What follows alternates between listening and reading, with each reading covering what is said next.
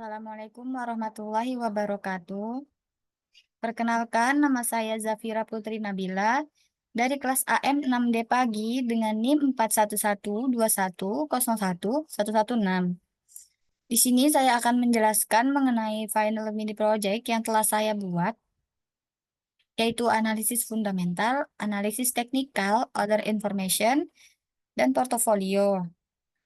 Saham yang saya analisis ini merupakan saham Era Jaya Swasembada, kemudian ada Pakuan Jati, dan yang terakhir ada Semen Indonesia. Yang pertama ini ada analisis fundamental. Analisis fundamental ini merupakan metode analisis yang didasarkan pada fundamental bisnis suatu perusahaan yang menitik beratkan pada rasio keuangan perusahaan dan kejadian yang secara langsung maupun tidak langsung mempengaruhi kinerja keuangan perusahaan tersebut. Pada kali ini, saya akan menganalisa saham menggunakan analisa fundamental dengan indikator free cash flow, terus ada analisis rasio dan analisis margin atau net income. Yang pertama ini ada free cash flow. Free cash flow ini merupakan arus kas yang tersisa setelah perusahaan membayar semua pengeluaran operasional dan belanja modal atau capital expenditure. Pada tabel ini bisa kita lihat bahwa free cash flow yang dimiliki oleh emiten SMGR ini paling tinggi di antara yang lainnya, sebesar 3.992.967.000. 3.992.967.000. Dengan free cash flow sebesar ini, bisa disimpulkan bahwa SMGR ini paling efisien di antara keduanya dalam menghasilkan uang tunai dari operasi setelah mengeluarkan biaya untuk investasi modal dan keperluan lainnya. Nah, selanjutnya ini ada analisis rasio. Di analisis rasio ini saya menggunakan 3 rasio. Yang pertama ada earning per share, terus yang kedua ada price to earning ratio, dan yang terakhir ada price to book value. Yang pertama ini ada earning per share. Untuk earning per share sendiri ini merupakan bentuk pemberian keuntungan yang diberikan kepada pemegang saham dari setiap lembar saham yang dimiliki. Jadi di setiap lembar saham ini memiliki keuntungan. Nah, ini dia keuntungannya. Berdasarkan tabel ini juga bisa disimpulkan bahwa pendapatan per lembar yang dihasilkan oleh emiten SMGR ini paling tinggi, sebesar 308,11. Earning per share dari SMGR ini paling tinggi di antara yang lain, menunjukkan bahwa SMGR dapat memberikan keuntungan yang lebih. Selanjutnya ini ada analisis price to earning ratio. Price to earning ratio ini mengukur harga saham relatif terhadap laba per sahamnya. Selain itu, price earning ratio ini sebagai salah satu alat yang dapat digunakan untuk membantu investor dalam menentukan apakah saham ini dihargai terlalu tinggi atau overvalue atau terlalu rendah atau undervalue dibandingkan dengan laba yang dihasilkan. Nah, berdasarkan tabel ini bisa kita lihat bahwa eh, ketiga ketiga saham ini masih undervalue karena kita lihat dari rata-rata per rasionya ini. Untuk teknologi ini 36,15 kan rata-ratanya, sedangkan milik Era ini pernya 7,13. Jadi ini masih undervalue. Kemudian yang untuk real estate itu 33,44. Dan sedangkan PWON itu 9,79. Jadi masih undervalue. Nah, untuk industri ini rata-rata per rasionya itu 23,7. Sedangkan SMGR ini pernya 13,11. Jadi di antara ketiga ini masih undervalue. Selanjutnya ini ada analisis price to book value.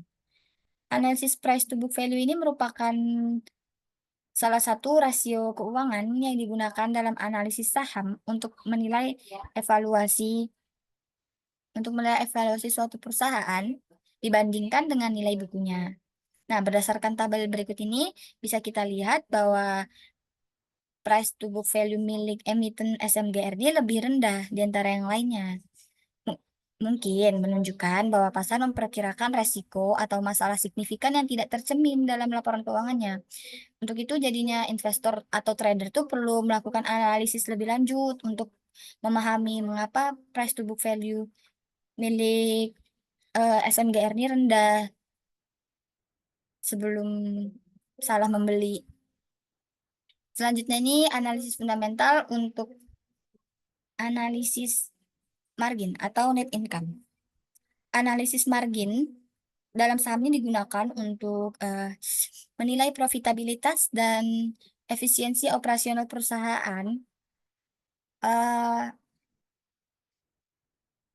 margin laba bersih ini menunjukkan persentase pendapatan yang tersisa setelah semua biaya, pajak, dan pengeluaran lainnya telah dikurangkan dari total pendapatan.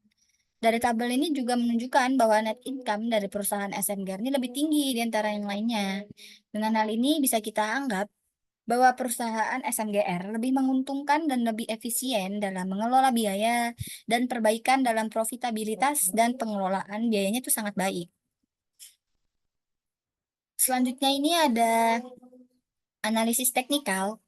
Untuk analisis teknikal ini merupakan metode untuk mengevaluasi dan memprediksi pergerakan harga saham dengan menganalisis statistik yang dihasilkan oleh aktivitas pasar seperti harga dan volume perdagangan. Berbeda dengan analisis fundamental. Kalau misalnya fundamental tuh fokus pada nilai intrinsik suatu perusahaan dari laporan keuangan. Sedangkan teknikal ini fokus pada pola pergerakan harga dan volume untuk membuat keputusan perdagangan. Analisa teknikal yang saya analisa teknikal yang pertama itu yang saya analisis adalah analisa tren. Analisa tren ini digunakan untuk mengumpulkan dan mempelajari data data guna membuat prediksi tentang perilaku konsumen di masa depan berdasarkan analisis tren dari data yang diamati dan dicatat dari tren masa lalu dan tren yang sedang berlangsung. Nah, untuk era jaya ini bisa kita lihat analisa trennya. Perusahaan ini berkembang di sektor retail dan distribusi perangkat. Yang mana eh, peningkatan saat ini untuk permintaan smartphone 5G dan perangkat IoT sangat banyak dan dapat meningkatkan penjualan era. Dan di tahun 2024 ini, Era juga berencana akan membuka 200 gerai di seluruh Indonesia, yang dapat meningkatkan pendapatan mereka. Karena waktunya sudah hampir habis, jadinya saya skip untuk em, menjelaskan portofolio yang saya miliki.